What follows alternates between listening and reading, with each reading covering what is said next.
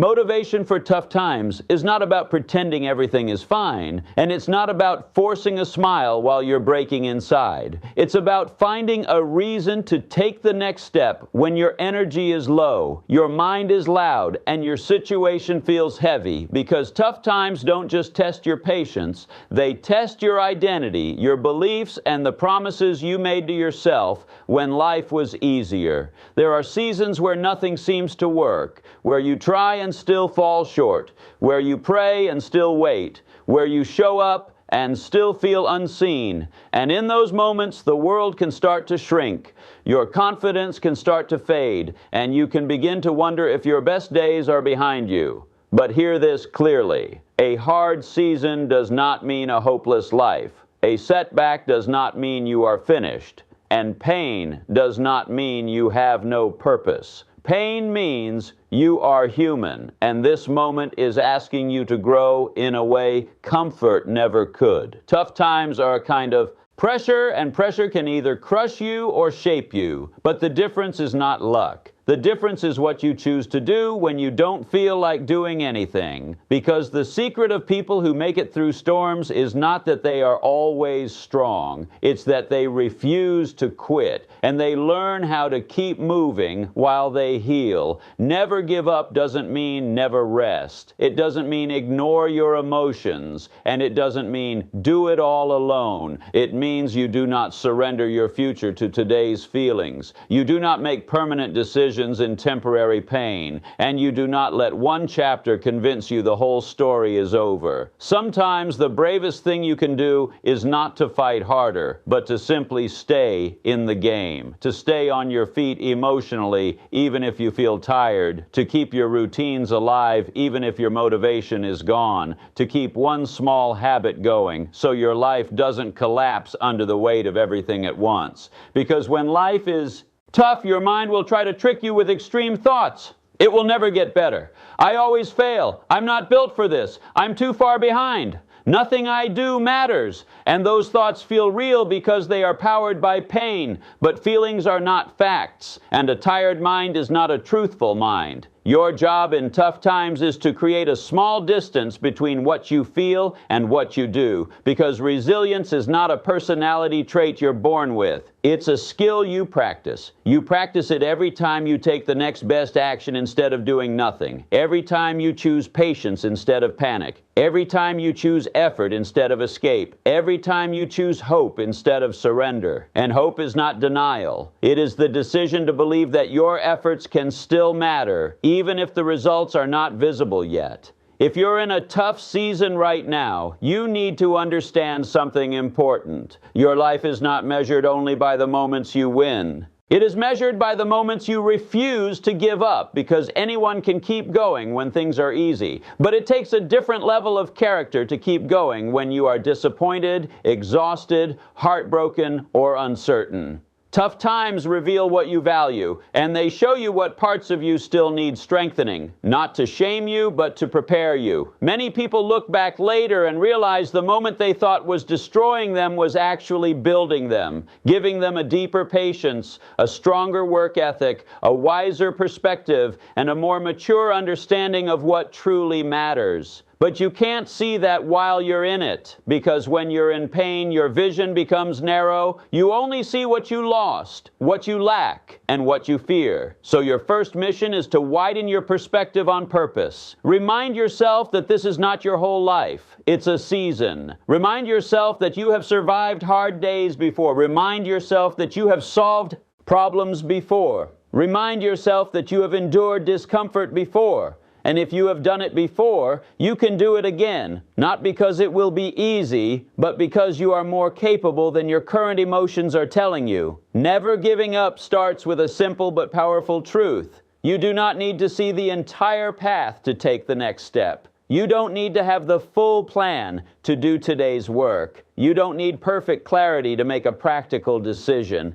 You don't need high confidence to do the right thing. You just need enough courage to do the next small action that keeps you moving forward. And when everything feels overwhelming, the next small action is how you win. drink water, take a shower, clean your space, write down your thoughts, go for a walk, send the email, make the call, study for 20 minutes, apply for one job, practice your skill for 30 minutes, prepare a simple meal, sleep on time, talk to someone who supports you. The reason small actions matter so much in tough times is because they rebuild what hardship steals. They rebuild your sense of control. They rebuild your belief that you can influence your life, and they rebuild trust in yourself. Self-trust is the foundation of motivation, because when you trust yourself to follow through, you don't need constant inspiration. You have a system, you have momentum, you have proof, and proof is what quiets the voice that says, "I can't." One of the hardest parts about tough times is how lonely they can feel, even when people are around you, because you might be fighting battles in your head that nobody can see,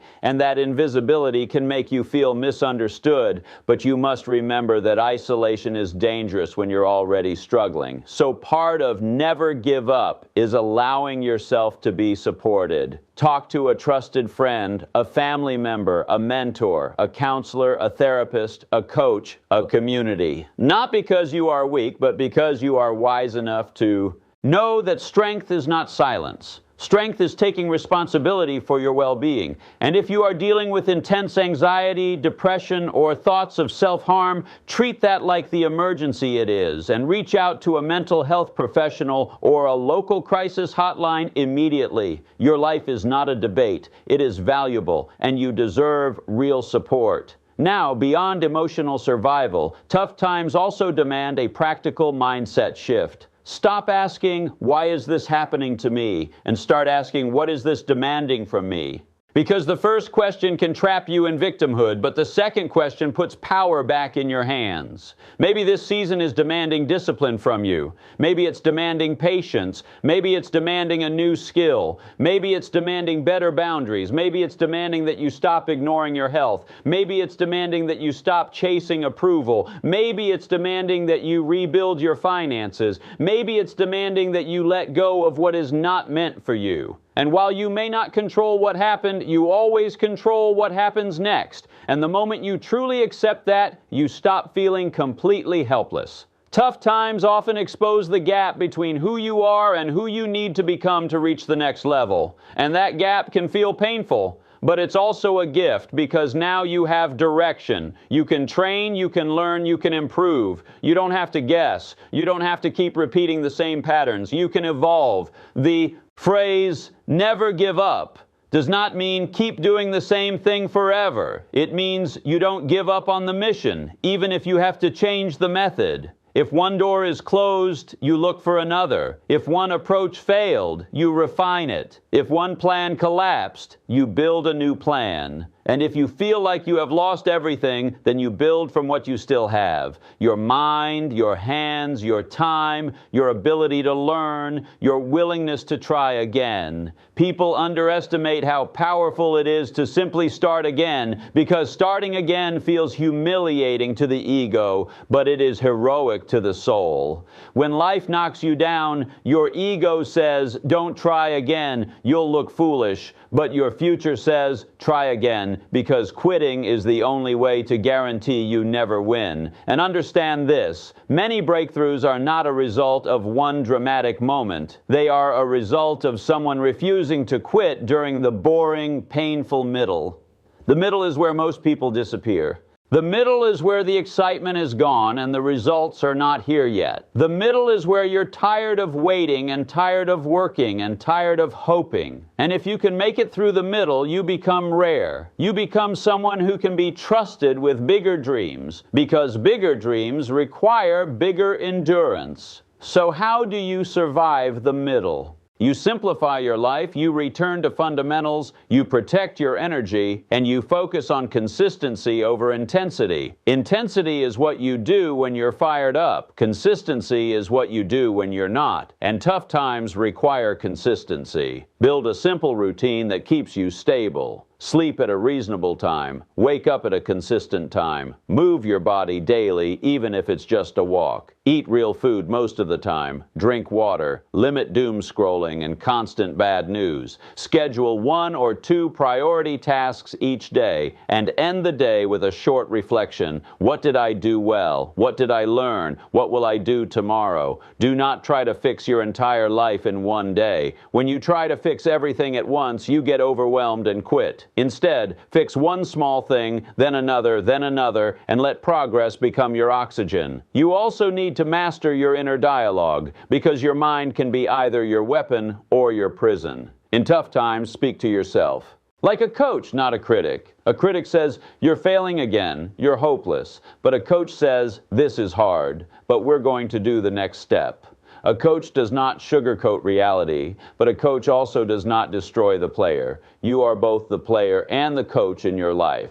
And if your self-talk is abusive, your performance will suffer. Replace global statements like, "I'm a loser," with specific statements like, "That attempt didn't work." Replace "I never succeed" with, "I'm learning how to succeed." Replace "nothing will change" with, "not yet, but I can influence this." The word "yet" keeps your future open.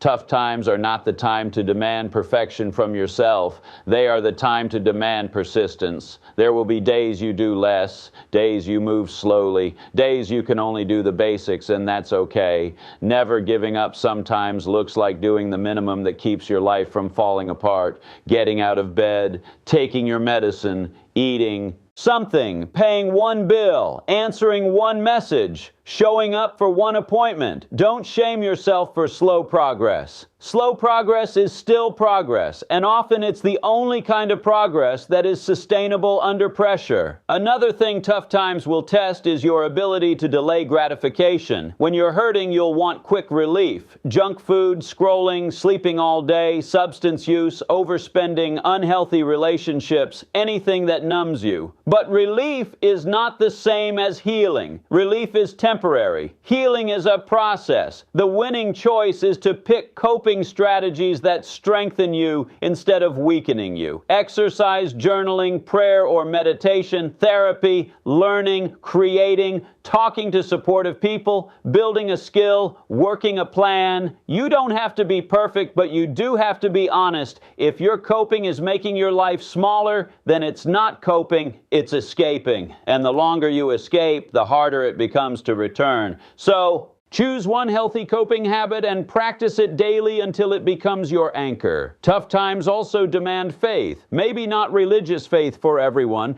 but faith in the idea that life can change, that you can change, that growth is possible, that this pain can become wisdom. Faith is not certainty. It's commitment without certainty. It's doing the work without a guarantee. It's planting seeds in a season where you can't yet see the harvest. And the reason faith matters is because life rarely gives you immediate proof. Often you have to build the proof. You have to keep showing up until your effort becomes evidence. And that takes a kind of courage that not everyone is willing to practice. But you can, and you prove it every time you don't quit. One of the biggest reasons people give up in tough times is they interpret difficulty as a sign that they are on the wrong path.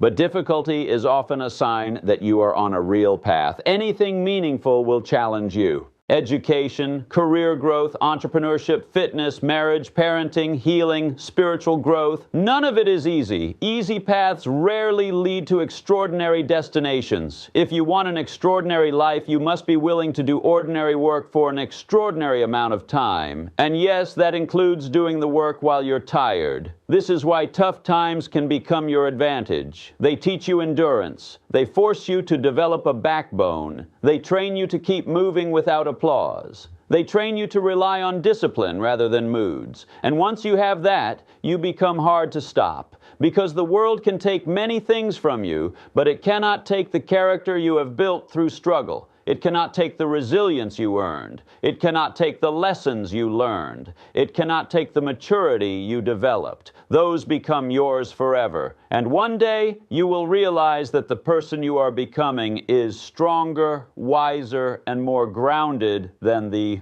person you were before the storm. But again, you only reach that day if you don't quit today. So if you are tired, don't quit. Rest, reset, and return. If you are discouraged, don't quit. Adjust your plan and take a smaller step. If you are embarrassed, don't quit. Learn the lesson and try again. If you feel behind, don't quit. Reduce the noise and focus on what you can do now. If you feel alone, don't quit. Reach out and let someone in. If you feel like your dream is dying, don't quit. Revive it with one action. There is a powerful discipline in the phrase, one more day. One more day of trying. One more day of staying sober. One more day of studying. One more day of saving money. One more day of applying. One more day of training. One more day of staying kind. One more day of staying alive. You can survive almost anything if you can reduce it to one more day, because your mind can handle today better than it can handle forever. Take it day by day, and when a day feels too big, take it hour by hour. And if an hour feels too big, take it minute by minute. Breathe, ground yourself, and do the next right thing. Also remember that tough times can distort your sense of time. When you're suffering, it feels like it will last forever, but it won't. Seasons change. Circumstances shift. You learn. You meet new people. You gain new skills. Opportunities appear. The key is to stay ready enough to recognize opportunity when it comes. And that means keeping yourself alive, keeping yourself learning, and keeping yourself moving. Never give up. Also means you stop negotiating with the version of you that wants comfort more than growth. That version of you will always exist. It will always argue for the easiest option. It will always whisper, skip today, delay it. You deserve a break. Even when the break becomes a habit, you don't need to destroy that voice. You just need to stop obeying it. You can say, I hear you, but I'm doing it anyway, and doing it anyway is the line that separates regret from pride. At the same time, you need wisdom. If you keep pushing in a way that breaks your health, your relationships, or your sanity, that is not resilience. That is self-neglect. The goal is not to suffer more. The goal is to grow smarter. Resilience includes strategy. You plan, you prioritize, you ask for help, you manage your energy. You don't waste your strength on everything. You choose your battles. You focus on high-impact actions. You protect your mind, you protect your sleep, you protect your environment, because your environment is either feeding your growth or feeding your fear. What you watch daily matters. What you listen to matters. Who you talk to matters. If you want motivation in tough times, you must give your mind better fuel. Fewer voices that scare you, more voices that guide you. Fewer comparisons, more focus. Fewer distractions, more creation. Fewer complaints, more solutions. This doesn't mean ignoring reality. It means refusing to drown in it. When life is hard, you need a clear reason to continue, and that reason can be many things. The people who depend on you, the future you still want, the promise you made to yourself, the calling on your life, the version of you that you know is possible, the chance to prove that your story is bigger than your setback. And if you can't find a big reason today, find a small one: to see tomorrow's sunrise, to finish one task, to support one person, to keep your dignity, to keep your faith. Small reasons keep you alive until big reasons return. And make no mistake, your comeback can become someone else's hope. There are people watching you silently, learning from how you handle pain. Your children, your siblings, your friends, your co-workers, even strangers. When you keep going, you give them permission to keep going too. And even if nobody is watching, your future self is watching. And your future self will thank you for not quitting. When quitting felt reasonable, your future self will thank you for choosing discipline over despair. Your future self will thank you for making the hard phone call, for applying again, for studying again, for training again, for starting over, for staying consistent. Tough times end, but the habits you build during tough times can shape the rest of your life. So treat this moment like training, not because pain is fun, but because pain can be useful when it forces you to get serious. Choose one area of your life to stabilize first. Sleep, finances, health, work, study, relationships, and build from there. Write down what you can control and what you cannot. Then stop donating your energy to what you cannot control. Your peace depends on that. Focus on controllables: your effort, your attitude, your routines, your boundaries, your learning. And if you want a simple formula for never give up, it looks like this: accept reality without surrendering to it. Take responsibility.